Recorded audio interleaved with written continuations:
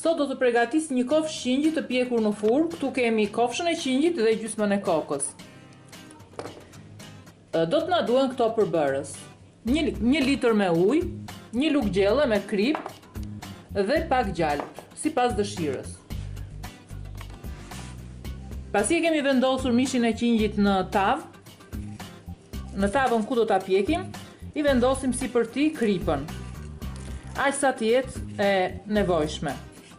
Nuk duhet ta abuzojmë, sepse pas pjekjes, pasi të piqet, me thënë në periudhën që piqet mishi, mund ta provojmë dhe mund të shtojmë sa të duam krip.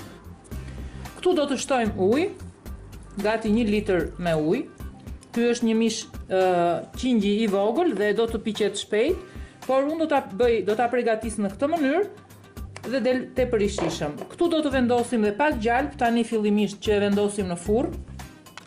Pasi në tavë kemi vendosur kripën, ujin dhe pjesë të tilla të vogla të prera të gjalpit, i vendosim tani në fillim edhe gjalpin, sepse gjatë pjekjes e mban të butë mishin, dhe do ta vendosim në furrë për ta pjekur në 220 gradë Celsius.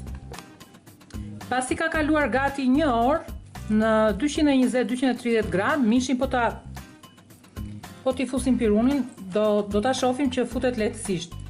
Pra ka kaluar gati 1 orë. Dhe gjatë kësaj 1 ore ne mishin e kthejmë nga të gjitha anët, që të piqet mirë dhe të zjej. Në këto momente do ta lëmë edhe për pak, gati për 15-20 minuta, jo më shumë, derisa të marrë atë ngjyrën e kuqëremt të pjekjes, duke e lyer para se ta heqim, domethënë që do ta lëmë edhe për 10 minuta, do ta lyejmë nga të gjitha anët me gjalp.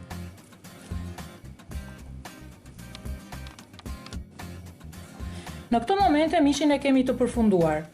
Kohë zgjatja e mishit për të pjekur, mishit qengjit zgjati gati 1 orë e 30 minuta, por nuk është kjo e rëndësishme, sepse nëse kemi mish më të madh, se ky është i vogël, kohë zgjatja duhet të jetë më e gjatë.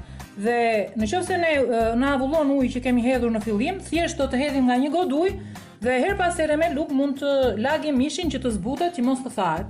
Në këtë mënyrë kemi një mish të pjekur mirë, të butë dhe tepër të shijshëm.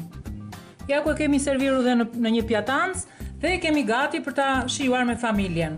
Mishi qengjit mund të shoqërohet shumë mirë me një gotë verë të kuqe, gjithashtu me perime të zjera, perime të zgarës, me pilaf dhe çfarë të duam ne.